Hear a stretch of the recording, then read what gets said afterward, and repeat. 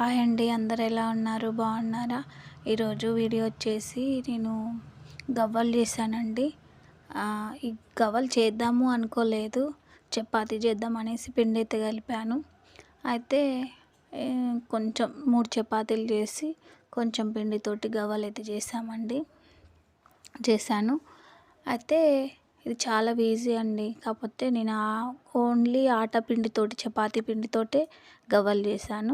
మామూలుగా ఇలా చేద్దాం అనుకున్నోళ్ళు కొంచెం బొంబాయి రవ్వ, అదే సన్న రవ్వ అండ్ కొంచెం గీ, కొంచెం ఆట ఇవన్నీ వేసుకొని కలుపుకొని నానబెట్టుకొని కొంచెం 10 నిమిషాలు రెస్ట్ ఇచ్చి వాటికి చేసుకుంటే చాలా బాగా వస్తాయండి. క్రిస్పీగా కూడా, టేస్ట్ కూడా చాలా బాగుంటుంది.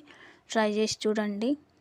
నచ్చితే లైక్ చేయండి, షేర్ చేయండి, కామెంట్ చేయండి, ఫాలో చేయండి. ఏం లేదండి, చపాతీ పిండిలాగా కలుపుకొని 10 నిమిషాలు పక్కకు పెట్టుకొని దాన్ని కొంచెం కొంచెం చిన్న చిన్న ఉండలు చేసుకొని గవ్వల చెక్కతో ఇట్లా ఒత్తేసుకుంటే అయిపోతుందండి.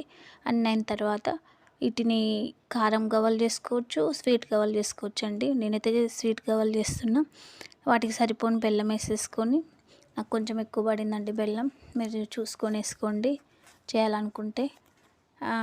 కరిగిన తర్వాత పాకం పట్టాల్సిన పని లేదండి. బెల్లం చిక్కబడి అండ్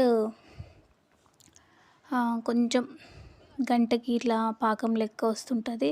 కొంచెం థిక్గా అయితే సరిపోతుందండి. దాంట్లో గవ్వలు వేసేసుకొని 10 మినిట్స్కి ఒకసారి కలుపుతూ ఉంటే పాకం మొత్తం, గ్యాస్ బంద్ చేసి కలుపుతూ ఉండండి. 10 మినిట్స్కి ఒకసారి గవ్వలు వేసిన తర్వాత కలిపితే చాలా బాగుంటాయి. ఒకసారి ట్రై చేయండి, నచ్చితే ఫాలో చేయండి. అబ్బా, చూస్తున్నారు కానీ